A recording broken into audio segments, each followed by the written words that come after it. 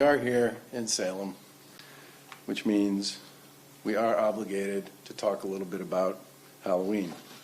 Do you think that makes some sense? Yes. Yeah. Let me just say this. We will be putting out tips and advice with respect to Halloween. You won't see us put out what I would refer to as rules or mandates. We do want local communities, in this particular case, given how different many of our communities are across the Commonwealth, the opportunity to make their own call with respect to how they want to see Halloween operate.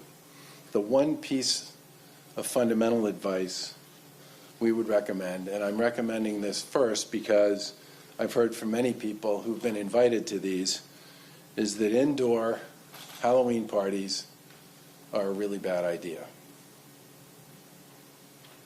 We've said many, many times, based on the advice and the guidance of so many, that outdoor is better than indoor. And indoor Halloween parties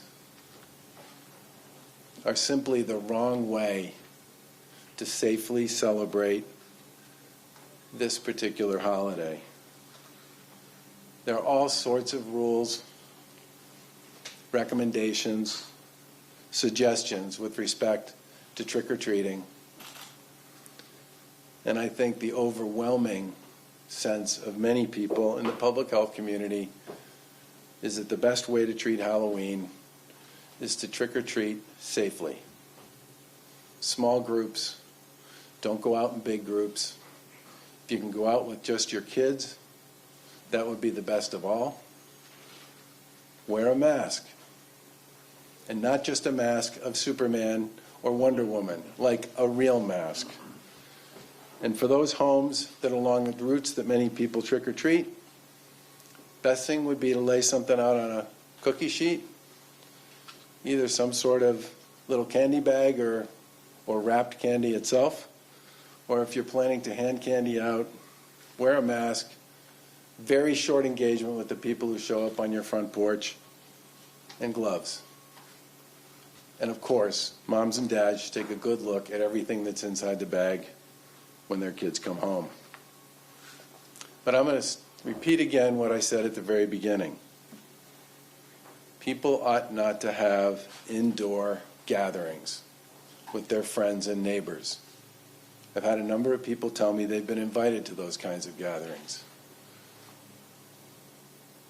Most years at Halloween, I understand why, and it makes sense.